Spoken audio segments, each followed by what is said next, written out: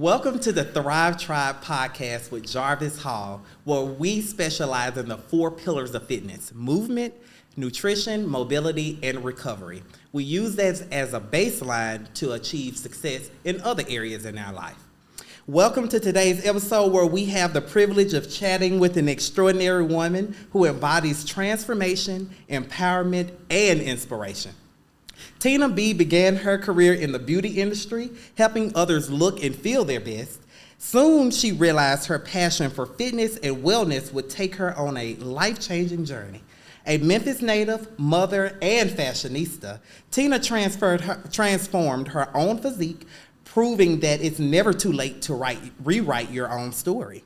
Beyond her physical transformation, she's a voice of encouragement for anyone looking to live a balanced and healthy life, inside and out. Get ready to be inspired by her incredible journey and insights. Welcome. Wait. Who y'all talking about? Okay. I'm here for it. Yes. I love you, Jarvis. I love you too. And I'm so grateful for you being here. I'm thankful that you journey. invited me. Yes, absolutely. It was a journey, but we got here. We did. And we're doing it. And yes, we're doing it right. Definitely. So my first thing is we want to talk about your transformation. You're a woman of transformation. Yes. So what inspired you initially to get into the beauty industry, and explain that journey? So my grandmother was a beautician for like 40 years. Okay. Even when she retired, the people followed her to the house to, get their hair done. Uh-huh. And initially I thought I was going to do hair, but I didn't. I saw 1,500 hours. I'm like, no, I don't want to do that. So I went for nails, and then after nails, I became an esthetician. Okay. So really, I would have to say my grandmother was the pioneer that started in the beauty industry, and I just followed in her footsteps. Wow. Yeah. So were you really close to your grandma? Yes. She pretty much, my mom always worked 2 jobs. So, okay. You know how the kids go to grandma's house, summertime, weekends. Like, I just wanted to be at my grandma's house. Nice. Yes. Are you the only child, or? I have 5 brothers. I have 1 brother with my mom. Okay. And then my dad, I have 4 brothers on my dad's side. Okay. And both of your parents are from Memphis? Yes. Okay. Born and raised. My dad passed a couple of years ago, and my mom's still living. Oh, wow. Yeah. Wow. And we'll get that, because we can relate to that later on in the interview. Okay. But how would you say being exposed to, like you said, cosmetics and nails and the esthetician, how did those experiences shape you? I was so green and naive to so many things growing up. My mom, they didn't do makeup or anything, but like I said, my grandmother was the only beauty industry person that I had come in contact with. And so I would always want to keep my hair done, because Granny, would make sure I had a silk press because I didn't have a relaxer. Yeah. And I grew up having low self-esteem or whatever. So when Granny would do my hair, that would make me, feel away. And then in high school, I saw the girls with their nails done. I'm like, Mom, can I get my nails done? And she was like, no, well, not now. And so then when I started getting into get my nails done and polishing my feet, and I actually used to do my own toes. And so I met my nail tech, who I had most of high school. She was an African-American woman, and I just fell in love with how Sharon would sit there and do the nails, and how she would just had her own shop, and I was inspired by that. So I always wanted to keep my nails and my toes up. And then I was like, you know what? I can do this. Like, I can make this happen. And not only that, when you see somebody, pedicures, I used to love doing pedicures. You see somebody walking with some crusty feet, and you can transform them feet, and they walk out, they smooth, and they touch them, and I was like, oh, this so soft. I just love making them feel good, but they was crusty when they walked through the door. That was awful. That is so hilarious. It takes me back to my mom. And my mom would always say, you don't need to shower all the time. You need to take a bath so you can soak them feet. And so when you said that, I thought about her talking about when you said crusty feet in the transformation. That's hilarious. I used to love it. And most people don't. I never heard that most people like doing feet. Like, I loved pedicures. That was my highlight of my job. Like, full sets. Don't get me wrong, I was good at doing nails on hands, but I love doing pedicures, like transforming them feet. Now, do most people come? Does the clientele decrease in the wintertime?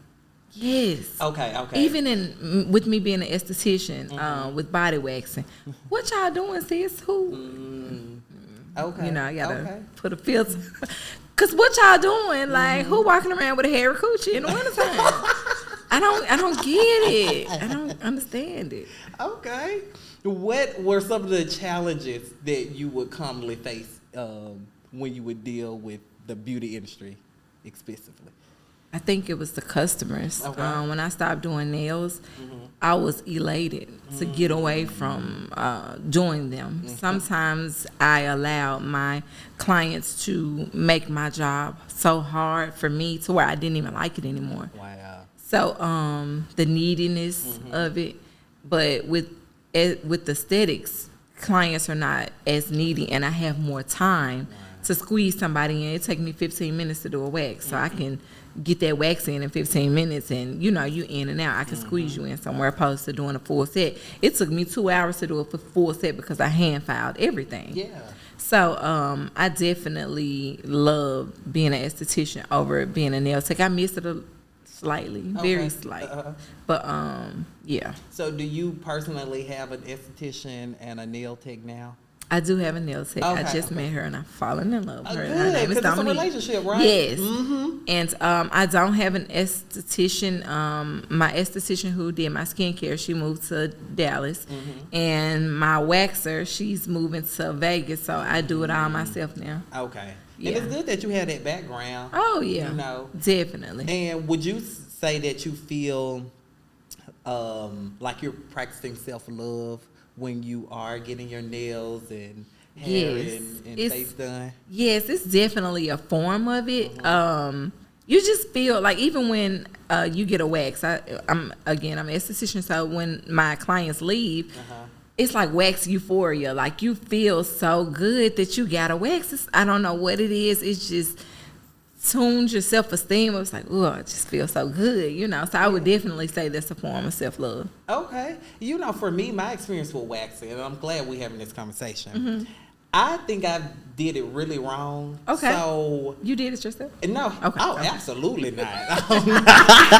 No. I did it wrong as far as I would wait till the hair got really thick and it would be really, really painful. And then I waited like 6 months later to do it again. Jarvis, we don't get waxed twice a year. Listen, that's what I had to learn. And my esthetician was like, yeah, it's gonna be hurting like that. I was sweating. Like Your palms sweating? Everything. I'm like, I'm You're leaving the body print in the bed. I'm like, look, get me off this table. So yeah, I'm glad that we're having that conversation because I just didn't have the education going into it. I'm thinking it's totally cosmetic. I don't look at it as I didn't look at it as a wellness thing. Like a necessary thing. Yeah, a necessary thing. I was just looking at it, okay, I'm going to get a wax, do. Yeah.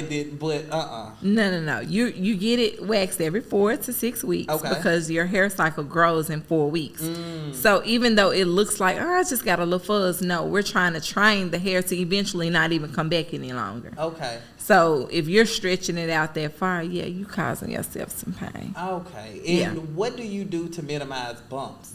And So I have some pads that I sell or retail, and it has witch hazel in it. Witch hazel is a staple that I give to my clients. Coconut oil, organic, unrefined coconut oil, because you need to keep the skin moisturized. Okay. And if your skin is dry and your hair is already growing back thinner, so it can't push through the dead skin cells.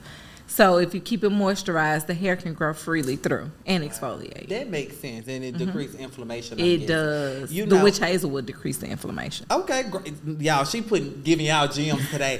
Listen, because I didn't know I've never used witch hazel or been told to use witch hazel I don't ever. go to witch hazel before alcohol. Okay. See, I was using straight alcohol and just...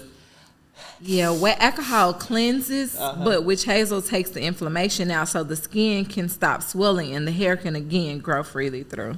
Duly noted. I will do that next time. I'm going to give me a bottle when I leave here. Yes, and generic kind. Don't get the bougie rose water. We want Dollar General, Walgreens, witch hazel. Okay, and I'm pretty sure our listeners are going to be looking to find this product from you because you have the experience. Yes. Yes. Okay, so we got the inspiration from your the beauty and cosmetic side, right?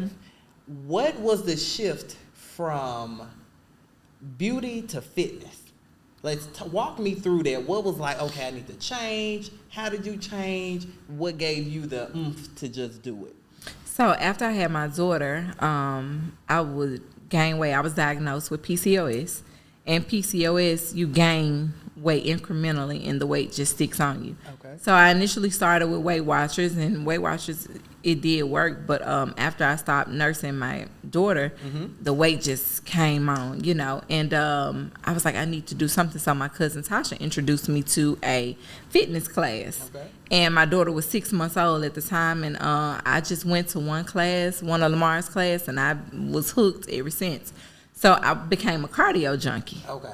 So cardio junkie, I was just a stick. I had lost my curves, but I was so happy I was smaller, you know. What year would you say all of this transition kind of happened? You had your daughter in... I had Julie in 2014. Okay. And when were you introduced to the class? In 2015. Okay, 6 months after she was born. Yeah. Okay. And I turned into a cardio junkie, but then it was a missing piece of the puzzle. So after years of like, okay, what am I doing? Somebody was like, you need to do weights. Weights are a game changer, you know, weights are a game changer. But I didn't have anybody to teach me. I couldn't afford a personal trainer at the time. So I started getting on YouTube, and it's this guy named Jeff Nippert that I started following, and him and his girlfriend, Stephanie Buttermore, would break down like the body and what weights would actually do for you. And just watching their transition, their growth, and the information they put out, I was like, okay, let me start getting into the science of this. And I just started digging deeper into the science of lifting weights. So were you totally physique oriented when you had the goal in mind when you started working out? Or what was your reasoning? I just was tired of being so skinny. Okay. I was like super skinny. I had lost again like the curves. My legs have always been big, but I was like super skinny, and I was like, once I started following other influencers, fitness influencers, and they were like, to keep your curves, that was the biggest thing, to keep your curves. And at this moment, BBLs were like popping, you know, and I'm like, but I see these girls on the internet doing the exercise now. Not all of them, because someone will go get the BBL and act like they doing the fitness part. But I follow true people who I felt like, you know, I can relate to. Exactly. And I started surrounding myself around people who were equally interested in the weightlifting. So yeah, no, I can really relate to that story, because when I first was in the fitness industry, all of the guys that I was looking at were athletes. And then they went from being an athlete to a trainer. Okay. And so for me, I never really connected with that energy, because they were already in shape. Yeah. So it wasn't something that had to overcome. And when I started seeing, it was this guy named Corey Taylor. Okay. And Corey was offering like this 15-minute free consultation. Okay. And I was like, Corey, he was like, what do you need me to help you with? I was just like, I just need a better plan. I need a better plan. He was like, what are you doing now? I was like, well, I bench press, I'm running, I do deadlifts, I'm doing all these lifts. And he was just like, well, run faster, or do more deadlifts, or, you know, speed up the tempo. He was like, you don't have to do anything different to get the goal. You just need to manipulate your plan, what you're already doing differently. Exactly. And so I was just like, okay. And then I was like, you know what, Corey, I really look up to you because you natural. And you know what he told me? You somebody's Corey, or somebody that I don't even know. Wow. So I was just like, okay. Wow. Okay. And I mean, look at me now, you know. Yeah. And you look good. You look nice. Thank you. I can't even keep my eyes off your eyes. They are just glowing tonight. Well, yeah. And so what were the struggle moments that you had when you were learning all these new information about lifting weights and you're trying to incorporate it into a plan to get results? What are some things that you really struggled with? Trying to rush the process. I wanted to go and do 1,000 squats and think my butt was going to get bigger overnight. Like, no, squats ultimately that's not even what you do to grow your glutes, you know. So that was one thing, getting discouraged because I didn't see the results that I wanted to see, but I still had lack of information. Like, you're going out here doing these things, but nobody taught me about hypertrophy. There you go. The pyramid. Nobody taught me about increasing your progressive overload. Nobody told me about those things. So I'm just lifting weights. Oh, so 1 minute. Wait a minute. We gotta specify to the audience what these things are. Okay. So hypertrophy is muscle growth. Okay. Right. And then you said progressive overload. So it's a period. It's called periodization, and it's when you increase the volume, which is weight or sets and reps over by a percentage to challenge the muscles. And what was the last one? I can't even think of it. The pyramid. You know how so when you start small and then grow. Yes. Is that the way it goes? Either or. So you can either have lightweight, more reps, or heavyweight and less reps. And then pyramid down or pyramid up. Exactly. And don't forget about the burnout. The burnout too. As many reps as possible, all of those things. So these are all fitness functions to help to give variety to your fitness program. Right, definitely. And once you get those and understand what they're doing, understand what your goal. First of all, I didn't even have a goal. Okay. I was just wanting a look that I never sat down and talked to anybody because at the time I couldn't afford a personal trainer. So when I was able to afford a personal trainer, I started seeing things poke out. I started seeing changes in my body, but life lifed, and then I couldn't afford it no more. But I felt like I had gained some information to where I can get in the gym and do some things myself. Mind you, I'm still a cardio junkie at the same time. Wow. So I'm working against myself because when you do so much cardio, you're is it catabolic? Yeah. You start burning muscle. You start burning muscle, and I didn't have an idea about that either. It was so much information that I did not have. You are science-driven, honey. You are science-driven. Okay, audience, catabolic is decreasing muscle mass. Anabolic is increasing muscle mass. Yes. So just to give that texture there. See, you be coming behind me cleaning it up because I know what I want to say, but I don't have it broken down. Let me tell you something. I'm a information junkie.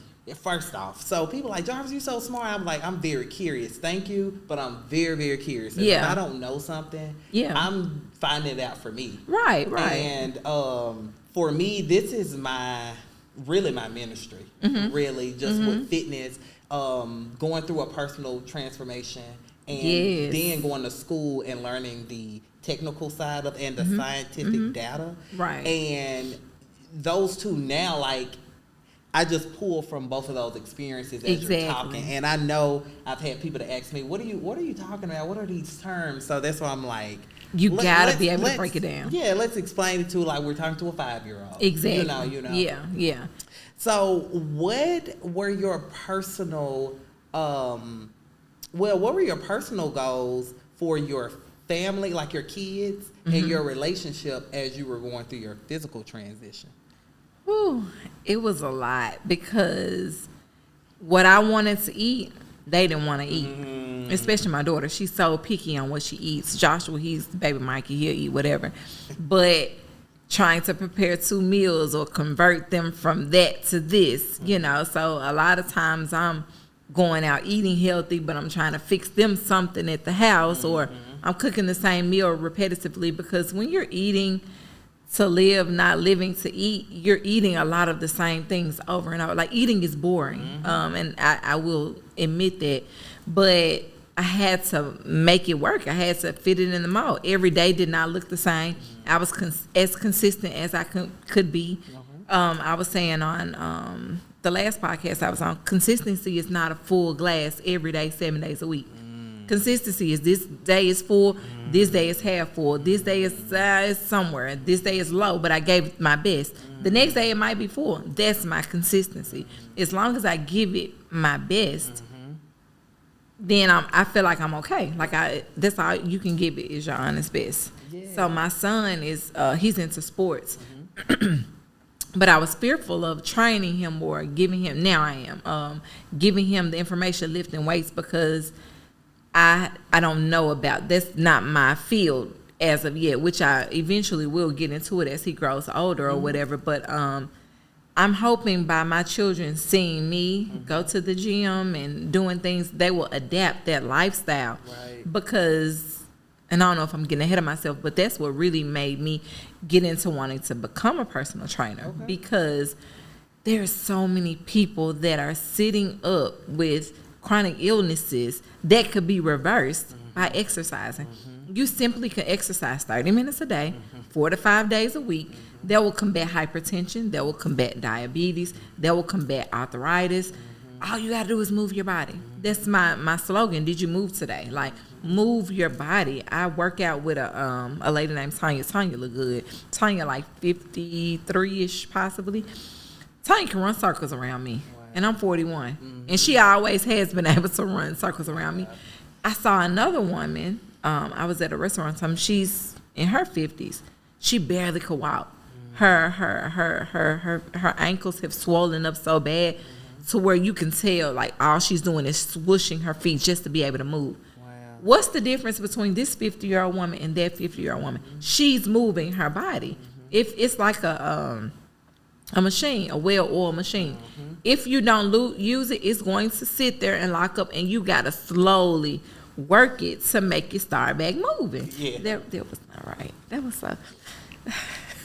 It's okay. They get it. They do it too, so. We grown. Real grown. Grown. Oh my goodness. Okay, so let's get into the 4 pillars, right? Okay. So you expressed the benefits of movement, and I think one piece you covered everything. But the piece is the mental connection, right? Right. I think for me, moving is the best medicine. I feel the best after moving. Let's get into the nutrition part. Okay. And, I totally look at nutrition as total intake. Correct. So what you're eating, what you're listening to, what you're watching, what you're reading, who you're surrounded with, who advice you take. All of this is nutrition. And when you are talking to, or just even when you're dealing with nutrition every day, what is your relationship with food? Because you said being strict can get boring, but what is your ultimate relationship? It's bittersweet. Okay. We fight. I love food. It's, it's comfort for me. But on my true transformation journey, beginning of 2024, I prayed. I was like, God, I want my 2024, I want to be transformed from the inside out. And you got to be careful what you pray for, because he's going to give it to you. And my body started changing to the point where I couldn't even like sweets. My body does not agree with sweets no more. I'm a cake, cookie, ice cream, person.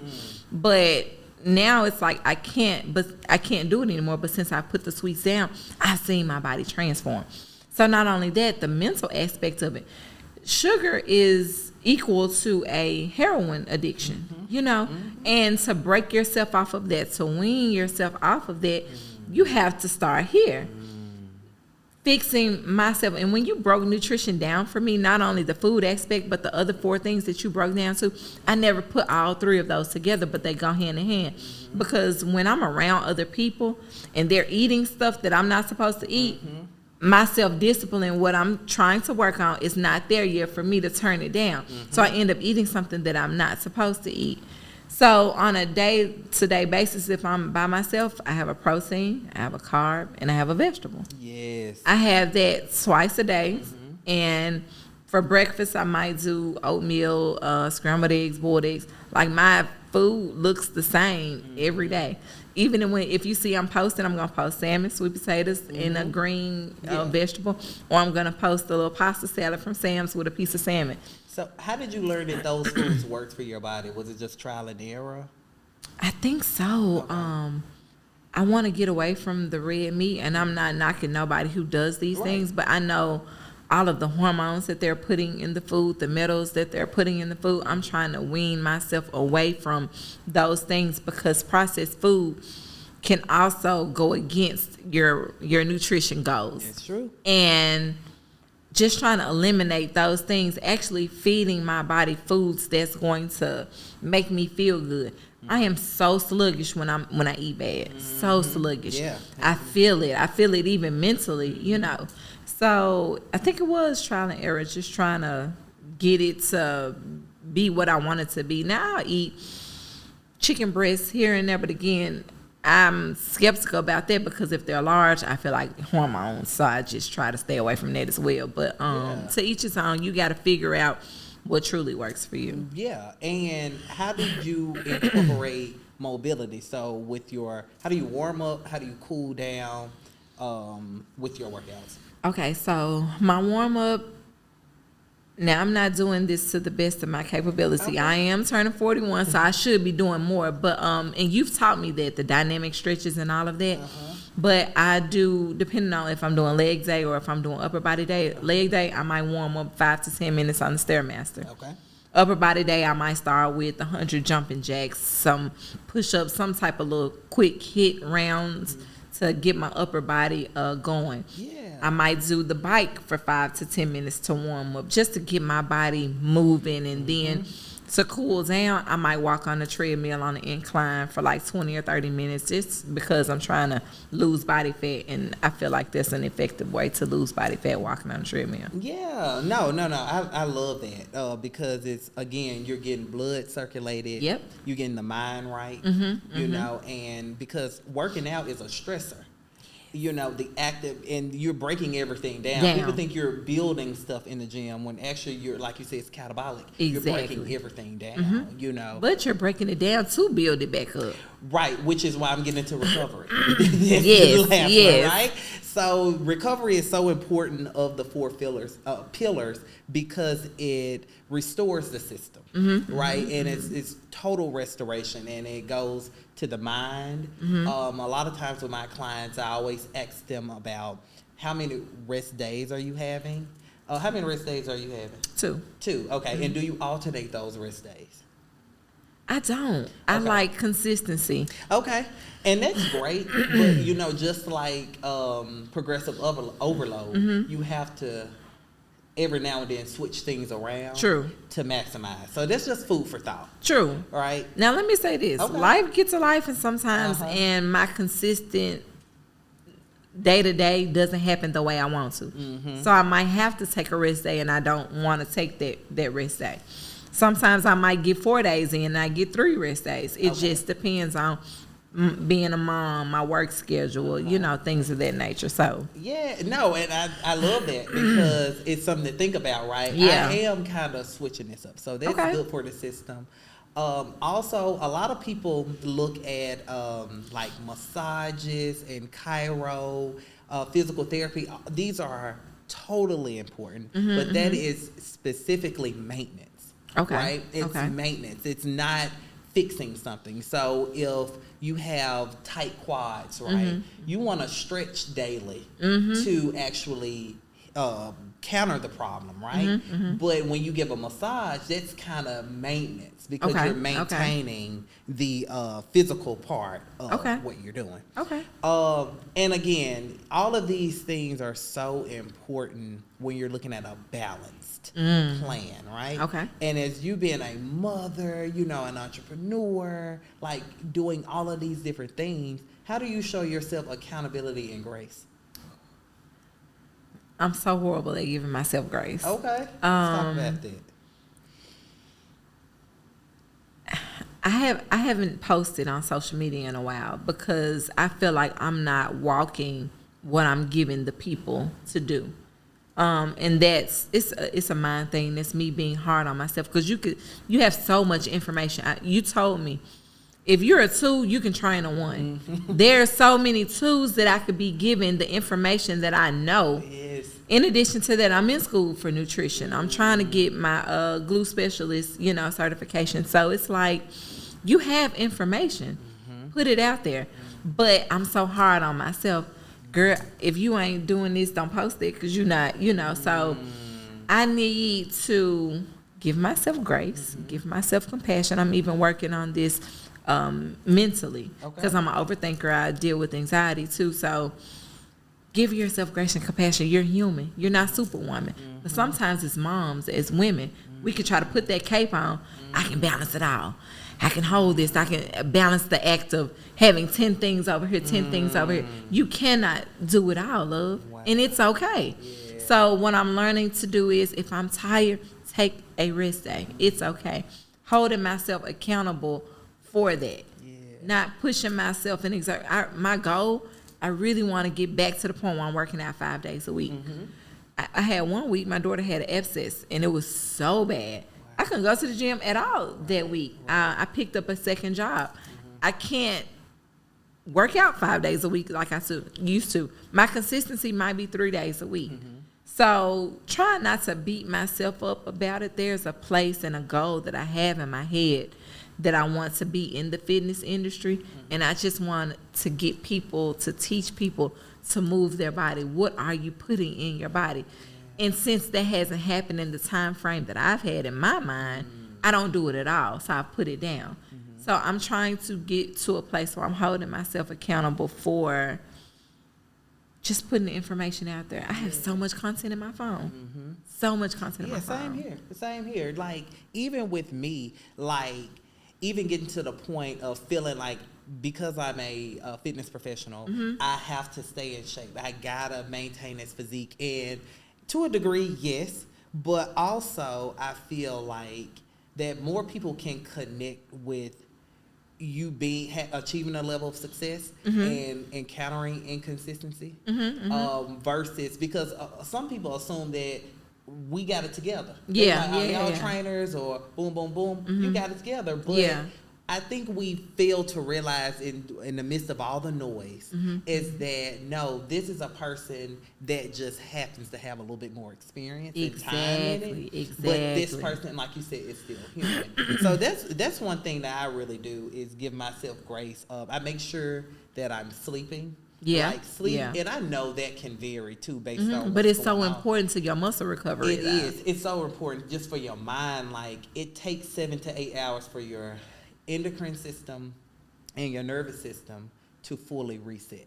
Come on, Josh. That's why people wake up groggy. That's why people wake up like foggy brain and all of that, because their hormones hadn't fully processed. See, teach the people. Yeah, and so I really, and I know for your kids looking at you, that's the part that I know, being somebody, being a kid, is that my mom working a whole lot, or my mom sleeping a whole lot, or, and you really, those moments where they see you taking care of yourself, or you communicate to them, hey, this is where I'm at, you know what I mean? And it seems that this is all working, culminating for you, because you kind of got like I sense a little perfectionism. Yes, and that is so awful. But, we're in a very valued industry. True. And I always have to remember that we're in fitness. This industry is very vain, and that's why this podcast is really built off of mental health and physical health, because those lines get blurred. So blurred. Yeah, and like, I can relate to the low self-esteem, right? I can relate to losing a parent. All of these things mentally affect us, right, which overall starts to show up in our body. Yeah, in our body, in our organization, how clean we're keeping things, our hygiene. All of these things show up when your mind is, clouded. It is, but what I'm wanting to show the world or show my audience is, it's okay to be normal. This industry is vain, but this is reality. This is reality for your ass. Like, I'm not gonna sugarcoat it and make. That's why I haven't put any content out. But I want it to be authentic. I want my message to be real. You're not going to hit the mark 110% all of the time. That's why the glasses with the consistency, they're not going to be full every day. They're going to be full this day, low this day, but you gave it your best, so that's your consistency. I did have a question to you. Please. How important is stretching to recovery to you? Also, what does recovery look like to you or to your client? Yeah, so for me personally, stretching It allows me to do two things: relieve my muscles and breathe properly. Okay. Because when I'm working out at this phase, I've totally connected my body to each other. So anytime I'm moving, my breath follows that breath. Okay. That movement, I'm sorry. Okay. So I'm able to really get in tune with myself. It's almost like a spiritual practice. Okay. So I'm able to be in tune with it. That's what after a workout. Okay. And then before, I do a lot of dynamic movement. So I would dance. Okay. Or I would, do a light little jog, or I would rotate my body. I have this routine where I rotate from my neck to ankles. Okay. And so I go through every joint. Okay. And that's what stretching looks like for me. But it's so important because when I first got into fitness, I was like, I ain't got time for that. I'm about to go in, work out, and I gotta leave. Deuces. I wouldn't try to do no extra cardio. I was like, okay, we got the weight routine. Right, I'm working right, every right. major muscle group. What I need to do, my work here is done. Right. And I started plateauing, and my joints started getting really inflamed. Wow. Yeah, my elbow, I would get tennis elbow all the time, and then outside of my knee, I would get, it was just in my ankle. And I'll be on the Stairmaster wearing it out. And I'm like, what is this little pinch that I'm feeling? And I was just like, oh, baby, you inflamed. Wow. You inflamed. And I was like, I got to start cooling down, warming up. And that's what mobility really, and then my balance and coordination. So I put that under mobility as well. Okay. So I want to be totally aware of where my body is in space. So I want to know, how can I balance on my right hip, right leg, all of that. And then am I coordinated? So can I activate this leg as high as I want to? Can I squat as low as I want to? I want to do it, but I probably couldn't physically do it. Yeah, and that's my trainer, Tammy. She's always, did you stretch? Because if I hadn't seen her in a while, of course, when you go back, you're going to be sore. It's like, woo. She's like, Tina, did you stretch? Did you stretch? Did you stretch? And I'm like, no.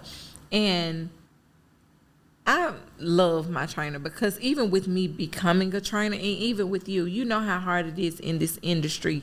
I feel like I can call you, I can call him and be like, hey, what's this? What's X? What's Y? What's Z? It's like you can't find people like y'all, that will give you the information that you need. We had a conversation, pertaining to that one day. But I appreciate you, you both, actually, even the people at the gym. Like, I just appreciate if I got a question, go figure it out. Go figure it out. Wow. No, don't get me wrong. I feel like I should do my due diligence and find the information out. Like, in talking to you, Jarvis, when you talk about fitness and the way your words flow, just like how you were saying, excuse me, just like how you were saying, the inflammation and the dynamic stretching, we talked about that at the gym when we worked out together. And I'm like, I need to tap into that because I'm getting older. But by me being a mom, always on a time crunch, all I got is 55 minutes. All I got is an hour. I'm trying to squeeze a few minutes in the sauna. What is that doing? I don't even know. But I'm not able to do those dynamic stretches. I'm not able to give my joints what it needs or whatever. So that's something that I admire about you. Your education. You don't mind letting it flow. Tina, this is X, this is Y, this is Z. So I appreciate you. I really appreciate you because now you're imploring me to make more content. Based on what I know, because I sit on a lot of this information or use it when somebody asks me. Yeah. But I really want to kind of wrap up this episode with this little exercise here, okay? Okay. So I want you to take a moment to really envision what will be the perfect day for Tina B. From waking up, as far as fitness, business, family, it can be whatever. However you want to wake up and go to sleep. Just walk me through that day. My goal, or a perfect day for me, would be waking up like at 6 and working out before I even get my day started. In the mornings, I always start my morning with God, be it in His Word, be it prayer, be it whatever. Go to the gym, come home, get the kids ready, drop them off, go to work, or do paperwork pertaining to my businesses. A good old nap. Just got to have a good old grown nap. pick the kids up, cook dinner. Possibly, if I can cook dinner before I pick them up, that would be perfect. And just kick it with them. Our thing is love. We would love watching movies. Me and my son Josh, we love football. Like, we are football junkies. What's y'all team? I don't have a team. Josh like the Bengals. Okay. So since Tom Brady retired, I'm just over it. But I love the game. So I'm trying to figure out what my next team is going to be. Okay. And to journal before I go to bed. Write about my day. Write what I felt. If I hit a snag on something that triggered me, if it triggered you, why did it trigger you? Because you need to process your emotions. Because if you allow that energy to get backed up and you're not writing it and letting it flow out, that's a whole nother ball game. That, problems that can come up mentally that will affect your health, that will affect your body. So yeah, that would be a perfect day for me. Wow, I love that. That's beautiful. And I love the fact that you have rituals placed around that. Like, so, meaning you're waking up to have a conversation with your body, you're journaling, you're praying, you're practicing faith. Yeah. All of these things, and spending time with your family. Like, that's super, super important. Yeah. So, Tina, how can the people find you? How can we connect with you? You can find me on Instagram at TinaB.Lotus. And you can email me if you're interested in personal training sessions. Actually, you could text me at 901-612-4548. I am on Facebook. If you're a Facebooker and not an Instagrammer, I'm not a Facebooker though. Tina B. Lotus on Facebook as well. Awesome. And to stay connected with the Thrive Tribe podcast, you can find us on YouTube and all podcast streaming sites with Thrive Tribe Podcast with Jarvis Hall, Instagram at Thrive Tribe Pod, and at Real Elite Fitness Co. Thank you so much, Tina, for being here. No problem. I'm honored. And I love this. Yes, we did it. Thrive Tribe. Yes, period. All right. Bye, y'all.